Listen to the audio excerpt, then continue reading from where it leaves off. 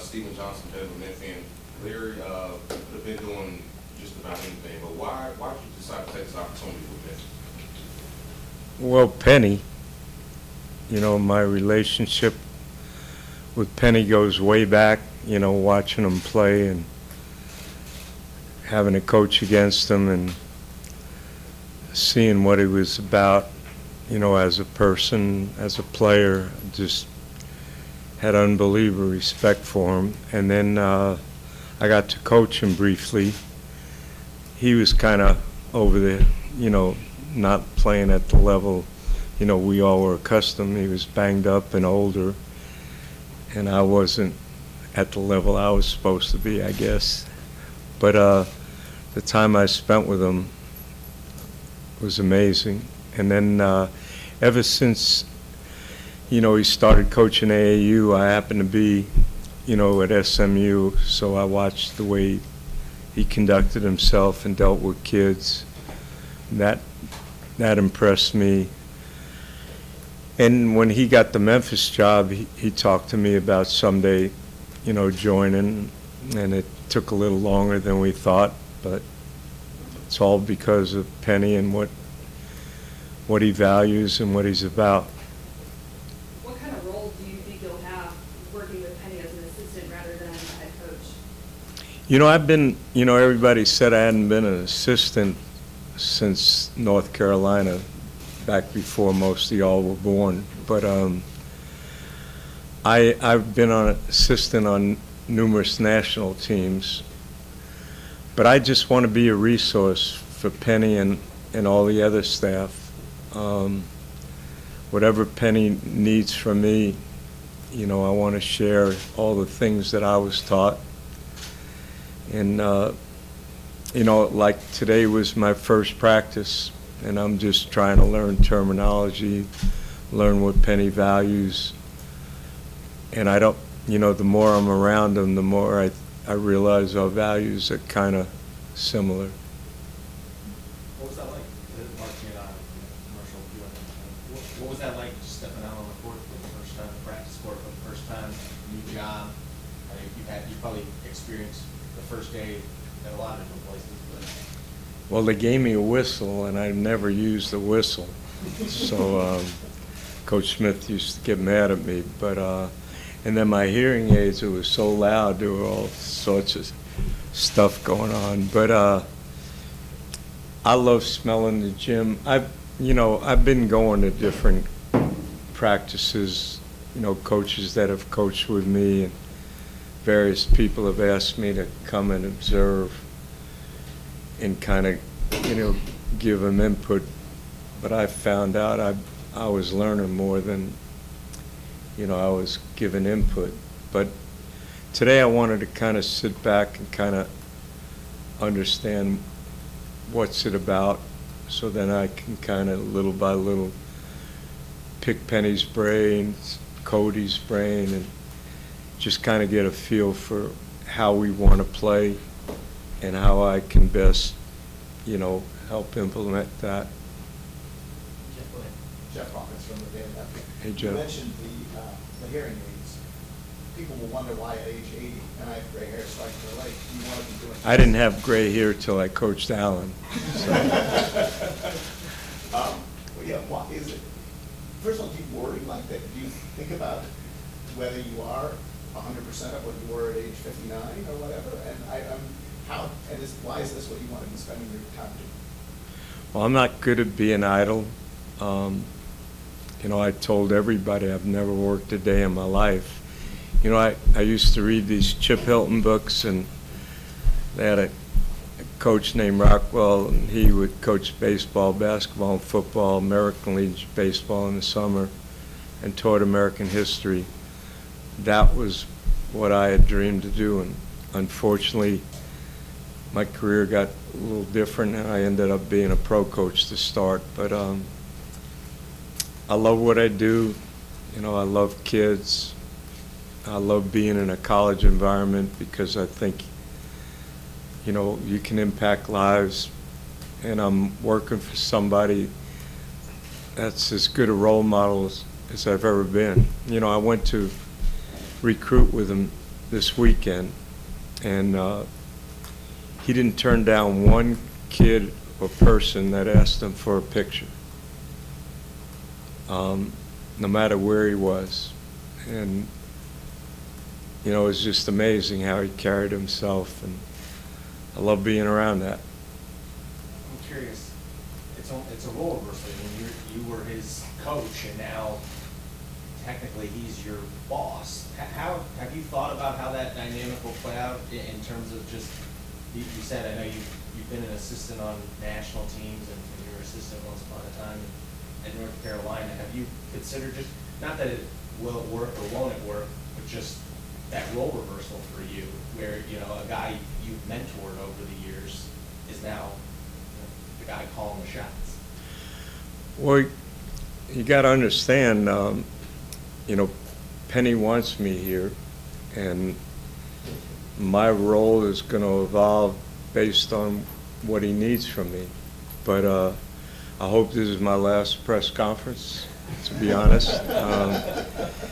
You know, he's the face of this program for all the right reasons, and, you know, I told Penny when he talked to me about it, you know, I coached some of the greatest players ever. I sat next to some of the greatest coaches ever, and I played for maybe the best coaches ever. So I want to share everything that I was taught, but I only want to share my knowledge with things that he values. You know, I'm not here to invent Memphis basketball. I'm here to share what Penny needs from me. Hey, so I was really shocked. I know that you just started here, but how is this situation kind of different from previous programs that you? I didn't hear that, Mike. I'm How does sorry. the situation here differ than previous programs you've coached at? Oh. Well, I coached UCLA, Kansas, and North Carolina, and then SMU. I remember when I got the UCLA job, at that time, North Carolina had won national championship, and it was displayed. As soon as you walked in the basketball facility, you saw this national championship, and the 57 team was undefeated. I go to UCLA, they won 10 national championships, and I couldn't wait to see the trophies. And they were in a bowling alley, one behind the other. It looked like they won 2. And I called Coach Smith. I said, "You can't believe where they put their trophies." But this, to me, because of Penny, because of the past history of this program, this is as good a job as there is. You have this facility, you have a city that loves basketball, you have a pro franchise right here. So I told Penny, you know, this can be like Georgetown, like Gonzaga. You know, we're not in a Power 5, but this could be anything that, you know, we want it to be. And that's the way I expected every program I ever went to. You know, we wanted to try to win a national championship. Time And for 1 or 2 more, we'll go to so I don't think there's anything different being here. Coach Brown, Jason Munzer with the Commercial Field. Hey, Jason. You said practice was your first practice today. What were your first impressions of the players? I'm sure you've watched film and that sort of thing too, but kind of your first impressions of the players. Well, it was like a fire drill today. You know, you only get an hour, and there's so much going on. I'm trying to learn names. You know, when you get older, sometimes names are a little difficult. I'm trying to learn terminology. So I was just there more kind of observing, but hearing Penny's opening remarks to the kids before they went out, all the things that he said and talked to them about are things that I value, about caring for your teammates, about playing harder than anybody, by setting your goals to try to be the very best we can be. by being happy when your teammates do well. All those things are things that I was taught. So that was great for me. But the enthusiasm, the respect, the talent, I think you can't tell the first day. But I always told my coaches, when you go out and recruit, you find guys with no necks that are long arms and are split high because they play longer and bigger and more athletic generally. I think we have a lot of kids like that. So that made me smile. Do you have any anticipation for how long you will be doing this here? And do you have any sense of what success would look like? What would it look like to have this tenure of yours be a success? Well, the amazing thing, when I went to SMU, if you called a kid and had a relationship with him, one call from John in Kentucky or Roy or Bill Self, no matter how hard you work, they're going to North Carolina, Kansas, After, about 4 years at SMU, that stuff started to change. But being on a staff with Penny at this school with all this interest, I think we can recruit anybody. I think Penny can close a deal because anybody that knows him is going to be happy to send their son to play for him. And, I went out to eat with the Wilfong family the other night. Before I walked in the restaurant, 8 women were walking out, and they gave me a standing ovation. And that kind of made me understand what this program means. I was in Dallas my first 2 years. I could go to any restaurant, and they were saying there's a nice 75-year-old man eating dinner with his family. We've got time for probably one more if anyone has it, or otherwise we'll go ahead and wrap up. All right. Coach Brown, thank you very much. Thank you. Hey. How has it been, the role reversal, having Larry Brown here, once playing against him and under him, and now to be coaching with him? He just said, I think we can recruit anybody. What does that mean to you? Well, it means a lot. I mean, obviously, Coach Brown's history and his resume speaks for itself. To have a veteran, a guy that's won on multiple levels, that's been as a Hall of Fame coach, to be able to have him in your locker room, to have him in the meeting rooms before practices start, to have him in practices, it's nothing but a win-win situation. He's just a wealth of knowledge that understands the game, and he's helped me tremendously in the few days that he's been here, just talking about scenarios and how to do certain things during practice and how to approach just his opinions, and usually they're really good and I use them. So that's what that was for. I just want to ask, we know this is something you've been kind of working on the last few years. Why was it so important to bring him onto the staff? Well, when I played for him, he was just a coach that I really respected because of the way that he handled the team, the way that he loved his players, the knowledge that he had, how brilliant he was in the game. I just felt like that was needed. I didn't even bring him for the recruiting side. I obviously see that, the kids will know who he is from Allen Iverson, but it's just how widely respected he is as one of the smartest coaches and the best coaches that's ever coached the game. And I've always wanted to be around greatness. It doesn't mean that I didn't know anything myself. It's just iron sharpens iron, and I have so much respect for his mindset and how he approaches things and how how he's calculated in everything that he does. So that's why I kept fighting to get him here. In terms of that, doesn't mean you had to put aside some people will say, oh, we brought in Larry to quote unquote help him coach or whatever else. Right. You had to put your ego aside to do it, and he had to put his ego aside to be an assistant. Right. Is that thoughts on that? Like, what is that? And there will be people that you're great this year will say, yeah, that's Larry.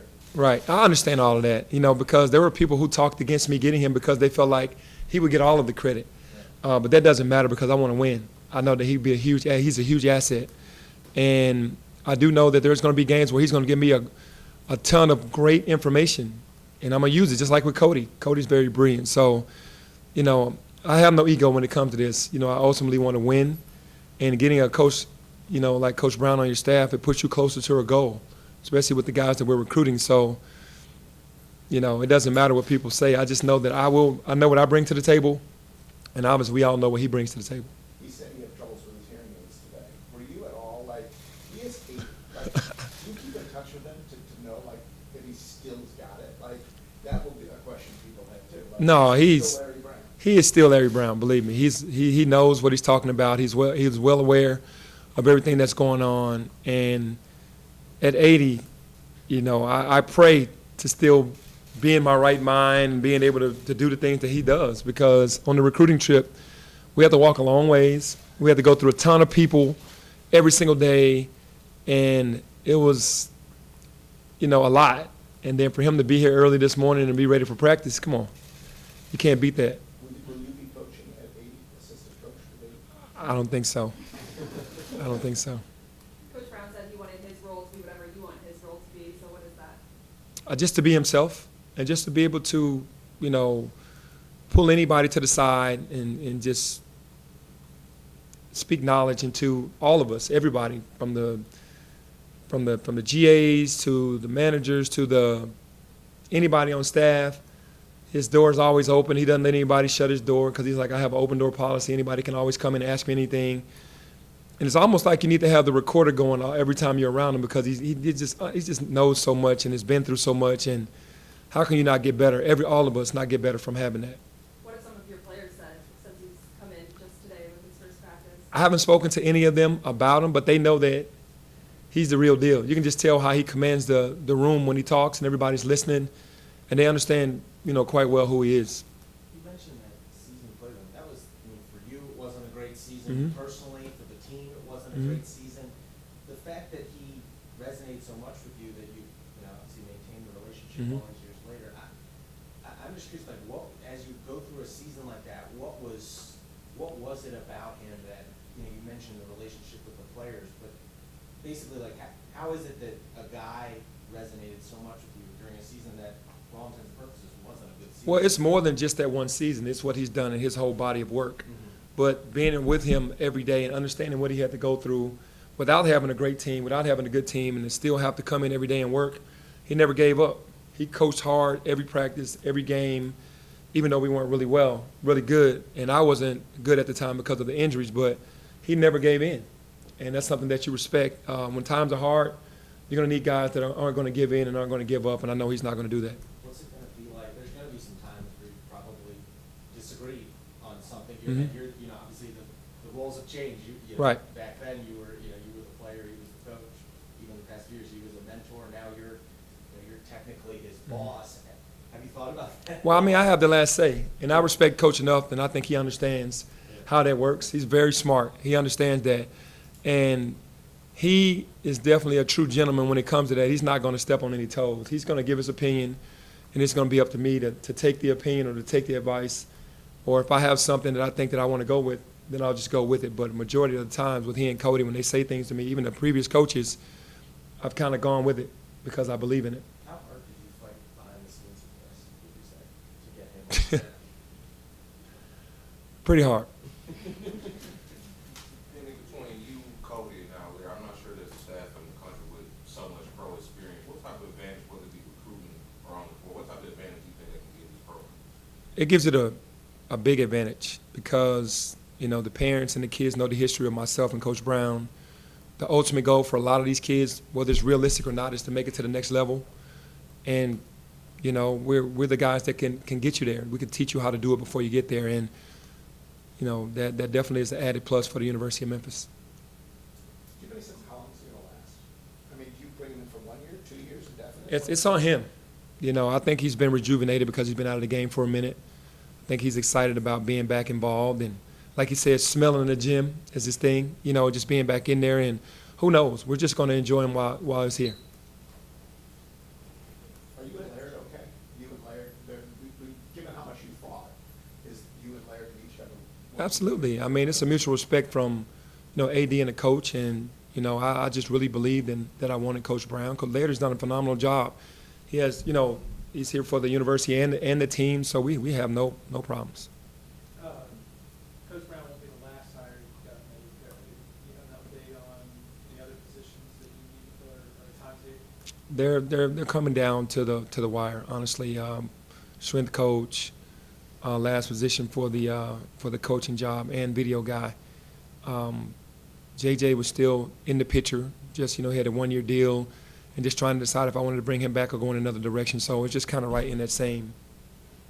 Everything should be done pretty quickly within the next couple of weeks. But Larry said he's out on the court with the team for the first time. Is everyone playing? Is everyone available right now? Everyone is available. It was good to see everybody out on the court. There was nobody on the sideline, so it was good to see that because the guys haven't been together in a while. We had a lot of neck injuries, and we're just happy to see everybody back on the court.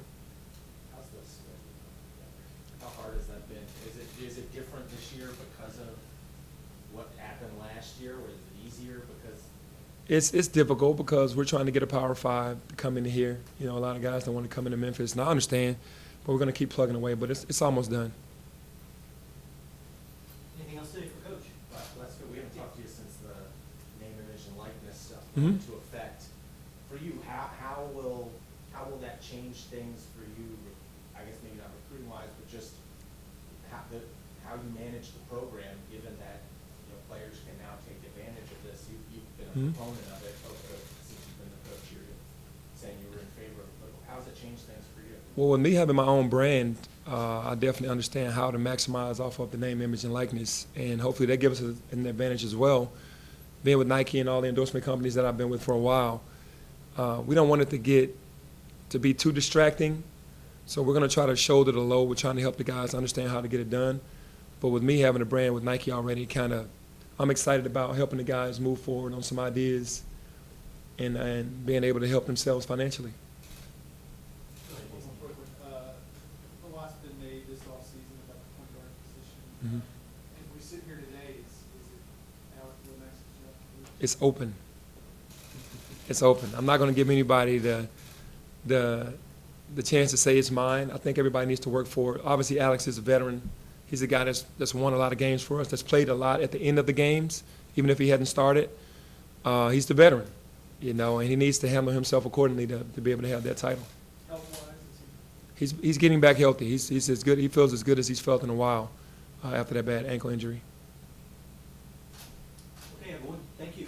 Thank you. Coach.